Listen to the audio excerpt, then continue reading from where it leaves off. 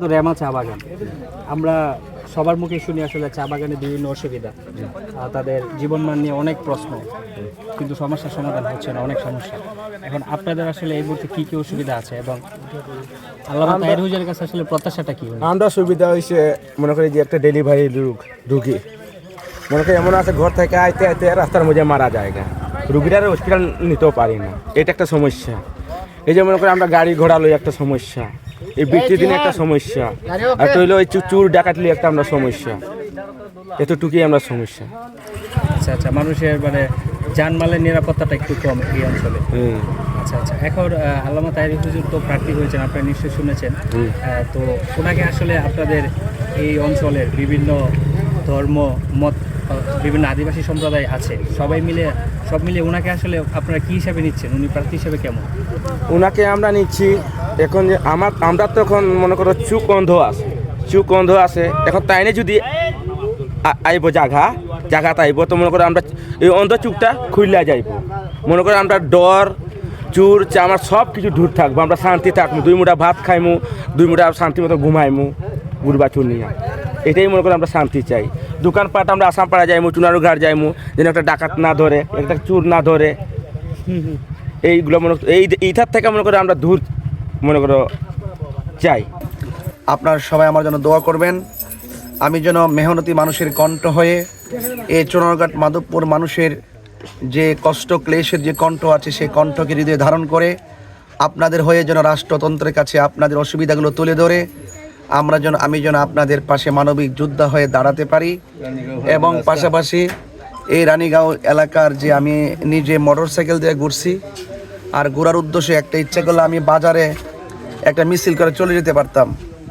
মনে মনে ভাবলাম যে একটা প্রতিনিধির স্বপ্ন দেখে তারা হয়তো শহর দেখেই সংযোগ করে চলে যাওয়ার মধ্যেই এটা সীমাবদ্ধ না, অন্তত পক্ষে আমি একটু এলাকাটা ঘুরে ঘুরে দেখি।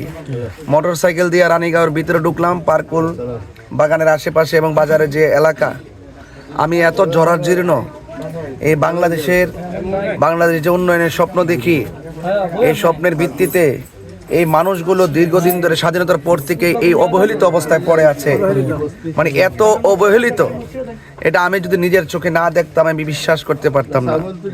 তাহলে আজ আমি ঘুরে আমি আপনাদের সেই কষ্টের একজন সহযোগী হলাম।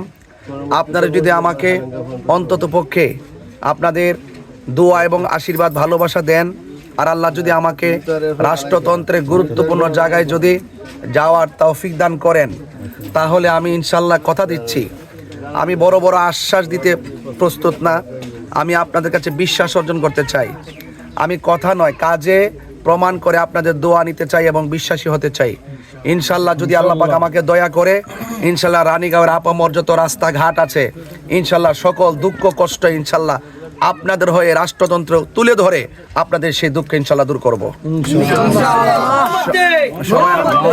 সবাই আমার জন্য দোয়া করবেন এবং আমি আপনাদের জন্য দোয়া করি, আমাদের শিক্ষা, স্বাস্থ্য, রাস্তা সব কিছু যেন আমি যেন আপনাদের হয়ে সেই কথা বলার সুযোগটুকু পাই, সেই সুযোগ আমাকে ইনশাল্লাহ করে দিবেন, সে আশাবাদ ব্যক্ত রেখে পার্কুল দরগা বাজারের সকল ব্যবসায়ীদেরকে আবারও ধন্যবাদ জানিয়ে বিদায় আরজ করছি। আসসালামু আলাইকুম ওয়া রাহমাতুল্লাহি ওয়া বারাকাতুহু। আমি খুব বেশি বড় আশ্বাস দিতে প্রস্তুত না, আমি আপনাদের মনের ঘরে আমার কথাবার্তা, কাজ কর্ম, শিক্ষা, স্বাস্থ্য এবং অবকাঠামোগত যে উন্নয়ন আছে সেইগুলো আল্লাহ যদি আমাকে সুযোগ দেয়, আমার কর্মের মাধ্যমে যেন আপনাদের হৃদয়ে বিশ্বাসী হতে পারি, সেই দোয়াটা চাওয়ার জন্য। বড় বড় লেকচারটা আপনারা অনেকেই শুনছেন, যদি সবার মুখের সাথে কাজের মিল থাকতো, আজকে আমাদের এতগুলো সমস্যা এই নির্বাচন এলাকায় সমস্যা সৃষ্টি হতো। চা শ্রমিক থেকে শুরু করে শুধু বারবার এদের দুঃখের কথাই সবাই গান গায়, কিন্তু সমাধানের কথা কেউ বলে না। সমাধানের জন্য কেউ আগে আসে না।